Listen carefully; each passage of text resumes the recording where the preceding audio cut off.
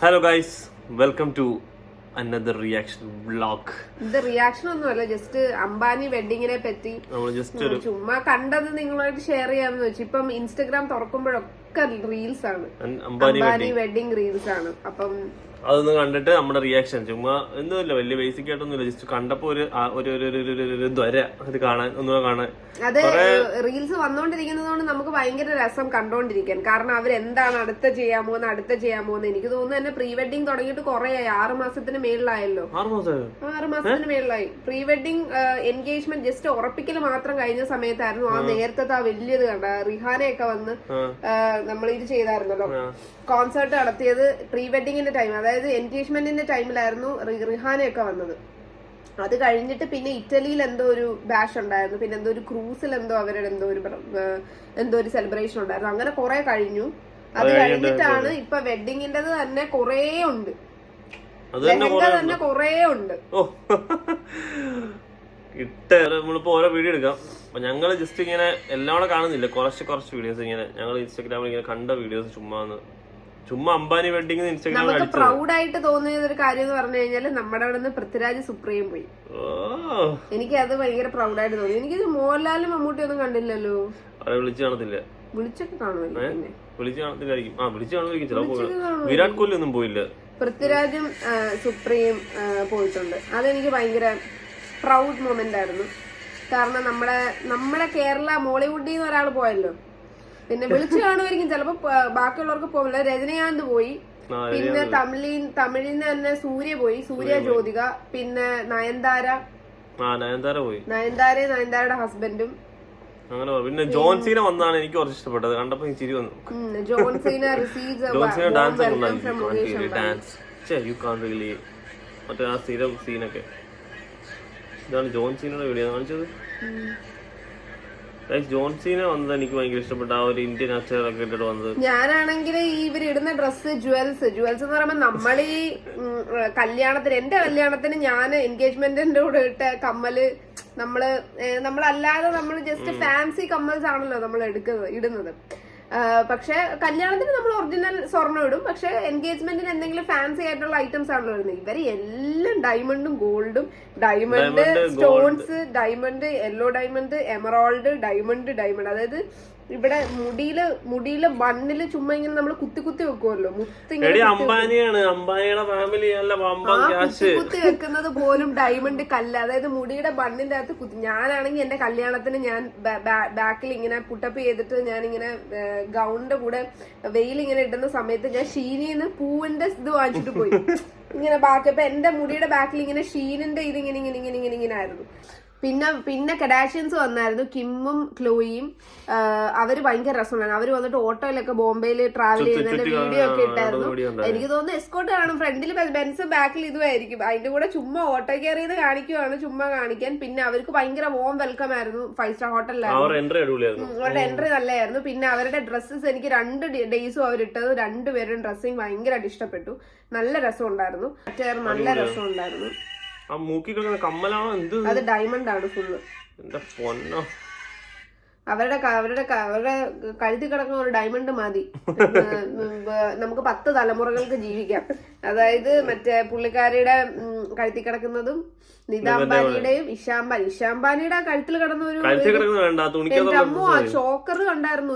അമ്മു ഇത്രയും ഉണ്ടായിരുന്നു. അതൊരു full pink, yellow, orange uncut diamonds with the butterfly എന്ന് പറഞ്ഞിട്ട് ഇത്രയും ഉണ്ടായിരുന്നു. അത് മാത്രം മതി അല്ലേ? നമുക്കൊരു 10 തലമുറയ്ക്ക് ഞങ്ങൾക്ക് സുഖമായിട്ട് ജീവിക്കാൻ ഉള്ള വക കഴുത്തി തന്നെ കിടപ്പുണ്ട്. മനസ്സിലായി? കഴുത്തി തന്നെ. അതായത് അവർ 5000 കോടി ചെലവഴിച്ചെന്ന് പറഞ്ഞാൽ അത് അവരുടെ ജസ്റ്റ് നെറ്റ് വർത്ത് 5000 കോടി. അതിൽ അവരുടെ ജസ്റ്റ് അവരുടെ മന്ത്ലി ഇൻകമിന്റെയോ അല്ലെങ്കിൽ അവരുടെ ഉള്ളതിന്റെ 0.5% മാത്രമേ അവർ കല്യാണത്തിന് വേണ്ടി ചെലവാക്കിയിട്ടുള്ളൂ. പിന്നെ എനിക്ക് തോന്നുന്നത് ഒരു കാര്യം എന്ന് പറഞ്ഞു കഴിഞ്ഞാൽ ഇവർ ഈ ആൾക്കാരെ വിളിക്കുമല്ലോ. ഇപ്പൊ റിഹാനയ്ക്ക് ഫെൻറ്റി ഉണ്ട്, റിഹാനയുടെ ബ്രാൻഡ്. അപ്പൊ അത് ഇന്ത്യയിൽ അവരൊരു ഷെയർ എടുക്കും. എനിക്ക് അങ്ങനെ തോന്നുന്നത് പേഴ്സണലി. അപ്പം റിഹാന വന്ന് എന്ത് കോൺസേർട്ട് ചെയ്യും? കാരണം ഈ വരുന്ന ഓരോ ആൾക്കാർക്കും ഓരോ ബ്രാൻഡ്സ് ഉണ്ട്. അപ്പൊ അവര് എന്ത് ഷെയർ വാങ്ങിക്കും, ഇത്ര പെർസെന്റേജ് ഇന്ത്യയിലാക്കാം. ഇപ്പൊ തന്നെ കിമ്മും ക്ലോയും വന്നേക്കുന്നത് എനിക്ക് തോന്നുന്നു സ്കിംസ് ഉണ്ട്. അപ്പൊ അതിന്റെ ബ്രാൻഡ് ബോംബെയിൽ ഇറക്കാനോ അല്ലെങ്കിൽ അതിന്റെ ഒരു ബ്രാൻഡ് ഷെയർ വാങ്ങിച്ചാൽ അവർ ഉറപ്പായിട്ടും വരും. എനിക്ക് തോന്നുന്നു അങ്ങനെയും കൂടെ ഒരു ബിസിനസ് ഇതും കൂടെ ഉണ്ട്. പിന്നെ ഏറ്റവും വലിയൊരു കാര്യം എന്ന് പറഞ്ഞു കഴിഞ്ഞാല് ഞാനിങ്ങനെ റീൽസിൽ കൂടെ തന്നെ കണ്ടൊരു കാര്യമാണ് ബിസിനസ് പ്രപ്പോസൽ. അല്ലെങ്കിൽ ഇപ്പൊ നമുക്ക് ഒരാൾക്ക് ഗിഫ്റ്റ് കൊടുക്കണമെങ്കിൽ കല്യാണത്തിന്റെ സമയത്ത് കൊടുത്തു കഴിഞ്ഞു കഴിഞ്ഞാൽ അതിന് ടാക്സ് വരത്തില്ല. അതായത് ഞാനിപ്പം അല്ലാതെ ഇപ്പം ശ്രീധനം ഞാൻ എതിരാണ്. അത് ശ്രീധനത്തിന്റെ തുകയല്ല ഞാൻ പറയുന്നത്, അത് ഇപ്പൊ നമുക്ക് ലീഗലി തെറ്റാണല്ലോ. പക്ഷെ അല്ലാതെ തന്നെ ഇപ്പൊ നമുക്ക് എന്തെങ്കിലും ഒരു ഗിഫ്റ്റ് പയ്യനോ ഇപ്പൊ വേറൊരു ആൾക്കാർക്ക് കൊടുക്കുകയാണെങ്കിൽ ഇപ്പൊ പുറത്ത് ബിസിനസ്സുകാരൊക്കെ വരുന്നല്ലോ, അവരിപ്പം ഇവർക്ക് മുകേഷ് അംബാനിക്ക് ഇപ്പൊ ഇത്ര ക്രോർ ഇൻവെസ്റ്റ്മെന്റ് അല്ലെങ്കിൽ ഇത്ര വലിയ കോടിക്കണക്കിന് രൂപയുടെ എന്തെങ്കിലും ഒരു ഇത് കൊടുത്താൽ തന്നെ കല്യാണ സമയത്ത് ചെയ്തു കഴിഞ്ഞു കഴിഞ്ഞാല് അതിന് ഇതാണ് ടാക്സ് കൊടുക്കണ്ട. അതുകൊണ്ട് ഈ 6 മാസം കല്യാണം എന്ന് പറഞ്ഞ ഇവരങ്ങ് വലിച്ചു നീട്ടി. അതാവുമ്പം എന്ത് ബിസിനസ് പ്രപ്പോസൽ വന്നാലും എന്ത് കാശ് കൊടുത്താലും കോടി കൊടുത്താലും ഇവർക്ക് ടാക്സ് അടയ്ക്കണ്ട. അതുകൊണ്ട് തന്നെ ഒരു ദിവസം കൊണ്ട് നടക്കേണ്ട കല്യാണം ഒരു വർഷമായിട്ട് നടന്നുകൊണ്ടിരിക്കുക. അതും നല്ലൊരു ഐഡിയ ആണ് ഞാൻ നോക്കിയിട്ട്. അത് തന്നെ ഈ സമയത്ത് തന്നെ എന്തോരം ബിസിനസ് പ്രപ്പോസൽ വന്നാണ് ഇവരെന്ത് തലയ്ക്ക് ബുദ്ധി ഇല്ലാഞ്ഞിട്ട് ചെയ്യുവാന്നാണ് വിചാരിച്ചിരിക്കുന്നത്. എന്തോരം ബിസിനസ്സുകാർ വന്ന് എന്തോരം ഗിഫ്റ്റ് അത് ഇത് in the form of business proposals ഇവർക്ക് കിട്ടിക്കാണും. ഒന്നിനും ടാക്സ് അടയ്ക്കണ്ടല്ലോ. കല്യാണം കല്യാണത്തിന് വന്നവർ എന്തായാലും കുറെ ഗിഫ്റ്റും കൊണ്ടുവന്നിട്ടുണ്ടാവും. എല്ലാവരും അവരുടെ ഗിഫ്റ്റ് വാക്കാൻ വേണ്ടി ഗിഫ്റ്റ് ഇനി കളക്ട് ചെയ്ത് അതിനെ പറ്റി അത് തന്നെ നോക്കാൻ ഇനി 1 വർഷം വേണമെന്ന് എനിക്ക് തോന്നുന്നുണ്ട്. അതിന്റെ എല്ലാം ഒരു അപ്ഡേറ്റ് കിട്ടണമെങ്കിൽ എന്തോരം ആൾക്കാർ കൊണ്ട് കൊടുത്തിട്ടുണ്ടാവും. പിന്നെ കല്യാണം കഴിച്ച അനന്തിന് ഓൾറെഡി പുള്ളിക്കാരന് ആസ്മ പ്രശ്നം ഉണ്ടായതുകൊണ്ട് സ്റ്റിറോയിഡ്സ് കഴിക്കുന്നുണ്ട്. അപ്പം അതുകൊണ്ട് പുള്ളിക്കാരൻ ഇവര് കൊച്ചിലെ തൊട്ടേ ഉള്ള റിലേഷൻഷിപ്പാണ്, ഒരുമിച്ച് സ്കൂളിൽ പഠിച്ചതാ. അതുകൊണ്ട് അവരുടെ അത് സ്ട്രോങ് ആയിട്ട് നടക്കുന്നു. ഇപ്പം അനന്തിന് ഇപ്പം കാശില്ലായിരുന്നെങ്കിൽ ആരും നോക്കും. അതാണ് പവർ ഓഫ് മണി എന്ന് പറയുന്ന കാര്യങ്ങൾ. കാശുണ്ട് നമ്മൾ എപ്പോഴും ആൾക്കാർ ചോദിക്കും മണിയാണോ ഹാപ്പിനെസ് ആണോ വലുതെന്ന്. ക്യാഷ് ഉണ്ടെങ്കിൽ സമാധാനം. ഒരു പരിധി വരെയുള്ള പ്രശ്നങ്ങൾ ക്യാഷിൽ തന്നെ തീർക്കാം. സമാധാനം വേണം ജീവിതത്തിൽ, പീസ് വേണം ഇല്ലെന്നല്ല, പക്ഷെ ഒരു പരിധി വരെയുള്ള പ്രശ്നങ്ങൾ ക്യാഷിൽ തന്നെ തീർക്കാൻ പറ്റുന്ന മക്കളെ. നമ്മൾ വിചാരിക്കും എന്താ പറയാ കൂട്ടുകാരാണ് അതാണ് ഇതാണെന്നൊന്നും അല്ല. പൈസ ഉണ്ടോ നിനക്ക് ചുറ്റും കൂട്ടുകാരും ഉണ്ടാവും, എല്ലാരും ഉണ്ടാവും. പൈസ ഇല്ലയോ നിന്റെ ചുറ്റും ഒരു മനുഷ്യൻ ഉണ്ടാവില്ല. ഒരു ഗവൺമെന്റ്, എന്റെ പപ്പ ഗവൺമെന്റ് ഓഫീസറാണ്, വളരെ സട്ടിലായിട്ട് ജീവിച്ചു വന്നത്. UK വന്നപ്പോഴാണ് നമുക്ക് കല്യാണം ഒക്കെ കഴിഞ്ഞ് കഴിഞ്ഞാൽ നമ്മളൊരു റെസ്പോൺസിബിൾ ആയിട്ട് നമ്മളൊരു ഫാമിലി ഒരു കുടുംബജീവിതത്തിലേക്ക് കയറി കഴിഞ്ഞപ്പോഴാണ് നമുക്ക് മനസ്സിലായത് എന്തോ മാത്രം കാശിന്റെ ഇൻഫ്ലുവൻസ് നമ്മളിൽ വരും. കാശുണ്ടെങ്കിൽ എന്തൊക്കെ കാര്യങ്ങൾ ചെയ്യാം, കാശില്ലെങ്കിൽ നമ്മൾ എന്തോരം ബുദ്ധിമുട്ടും. പിന്നെ ദുബായ് ബ്ലിങ്ങിലെ പുള്ളിക്കാരി വന്നായിരുന്നു, മോനാക്കുട്ടി എന്ന് പറഞ്ഞ ദുബായ് ബ്ലിങ്ങിലെ മറ്റേ നമ്മുടെ ഹുദയുടെ സിസ്റ്റർ, പുള്ളിക്കാരി വന്നു. അല്ല പുള്ളിക്കാരുടെ husband.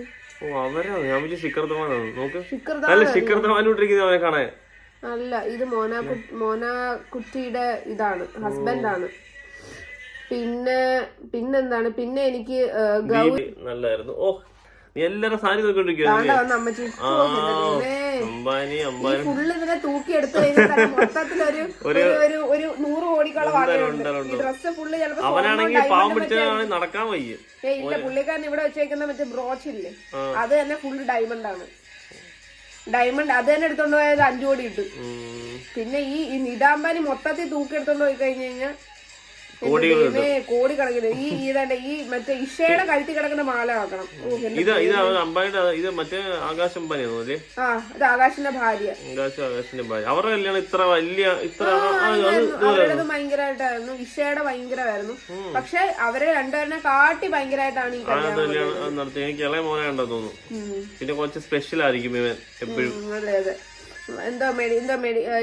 Medical health issues asthmatic ആണ് പുള്ളി. സ്റ്റിറോയിഡ് കഴിക്കുന്നോണ്ടാണ് വണ്ണം വെക്കുന്നത്. അതാണ് മറ്റേ നമ്മൾ വിചാരിക്കും ഫുഡ് കഴിച്ചിട്ടൊന്നും അല്ല, സ്റ്റിറോയിഡ് അടിച്ചിട്ട് പാവം പിടിച്ചവന് അത്രയും വണ്ണമായിരുന്നു.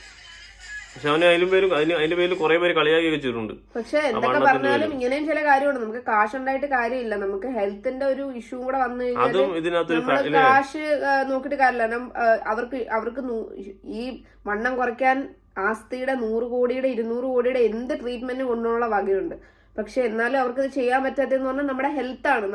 നമ്മുടെ ഹെൽത്തിൽ നമുക്ക് ചില സമയത്ത് നമുക്ക് ദൈവം തമ്പുരാൻ വിചാരിച്ചാൽ മാത്രമേ നമുക്ക് എന്തെങ്കിലും ചെയ്യാൻ പറ്റൂ. കാശ് കൊണ്ട് പോലും നമുക്ക് ചെയ്യാൻ പറ്റാത്ത പല പല കാര്യങ്ങളുണ്ടെന്ന് തെളിയിക്കുന്ന ഒരു കാര്യമാണ് അത്. അതും ഇതിനകത്തൊരു ശരി അതും പഠിക്കേണ്ട ഒരു കാര്യമാണ്. കാശുണ്ടായിട്ടും കാര്യമില്ലാത്ത പ്രശ്നങ്ങളുള്ള എന്തെങ്കിലും ഹെൽത്ത് ഇഷ്യൂസ് ഒക്കെ ഉണ്ടെങ്കിൽ കാശ് ഉണ്ടായിട്ടും കാര്യമൊന്നുമില്ല. അതിന് വെഡിങ്ങിന്റെ ഒരു ചെറിയ ചെറിയ ചെറിയ സംഭരിച്ചു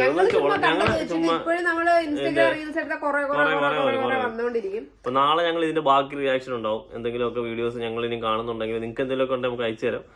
ചുമ്മാ ഇരുന്ന് ഇങ്ങനെ കണ്ടെങ്കിൽ ഇൻസ്റ്റാഗ്രാം എന്താണ് അവരുടെ അവര് വന്ന കാറ് നമ്മള് സാധാരണ എന്തുകൊണ്ടാണ് അലങ്കരിക്കുന്നത്? പൂ വെച്ച്. ഇത് ശരിയോ ഗോൾഡ് വെച്ചിട്ടാണ് കാറ്, ഗോൾഡിന്റെ ത്രെഡ് ഇല്ലേ അത് വെച്ചിട്ടാണ് കാറ് ഫുള്ള് കവർ ചെയ്തേക്കുന്നത്. പിന്നെ റോസ് ഉണ്ട്, റോസ് ഒക്കെ ആയിട്ടുണ്ട് എല്ലാം എന്ന് വെച്ചാ ഫേക്ക് ഇല്ല. അതായത് മാലയാണെങ്കിൽ ഇവിടെ കമ്മല് കുത്തണെങ്കിൽ മുടിയിൽ കുത്തുന്ന സ്ലൈഡ് ആണെങ്കിൽ ഡയമണ്ട്. പിന്നെ വേറെ വിട്ട് കളിയില്ല. ഡ്രസ്സിന്റെ അകത്ത് ഫുള്ള് ഡയമണ്ട് സ്റ്റോണും സ്വർണ്ണം. അതായത് അത്ര സെറ്റപ്പായിരുന്നു. അതായത് എനിക്ക് തോന്നുന്നു ഇന്ത്യ കണ്ടതിൽ വെച്ചിട്ടല്ല, എനിക്ക് തോന്നുന്നു വേൾഡ് ചൈനയിൽ ഒരു കല്യാണം ഉണ്ട് അതുപോലെ ലക്ഷറി വെഡിങ്. അത് കഴിഞ്ഞിട്ട് എനിക്ക് ഇതാണ് തോന്നുന്നത്. എനിക്ക് തോന്നുന്നു വേൾഡിൽ വെച്ചിട്ട് one of the best wedding എന്നാണ് എനിക്ക് തോന്നുന്നത്. കാരണം ഇത്രയും കാശ് മുടക്കി എനിക്ക് തോന്നുന്നില്ല. ഭയങ്കര തന്നെ ഭയങ്കര ഹെവി ഒരു രക്ഷയില്ല. എന്റെ ബാക്കി പറഞ്ഞ ഞങ്ങളൊക്കെ കല്യാണം കഴിഞ്ഞിട്ട് ഇപ്പഴാ ഒന്ന് ഇരുന്നത്. ഒരു വർഷം മുമ്പേ കഴിഞ്ഞ കല്യാണം കഴിഞ്ഞിട്ട് ഞങ്ങൾ ക്ഷീണം ഇപ്പൊ കഴിഞ്ഞ വർഷം ഞങ്ങളുടെ കല്യാണം കഴിഞ്ഞിട്ട് കറക്റ്റ് കഴിഞ്ഞ മാസം ഇപ്പൊ ഒരു വർഷമായി. ഞങ്ങൾ ഇപ്പഴാ ഒന്ന് ഇരുന്നത്. കല്യാണം കഴിഞ്ഞതിന്റെ കടമൊക്കെ ഒന്ന് മാറ്റി ഒന്ന് കുത്തിയിരുന്നു. അപ്പൊ നാളെ വീണ്ടും അടുത്ത വീഡിയോയിൽ കാണാം. പീസ്.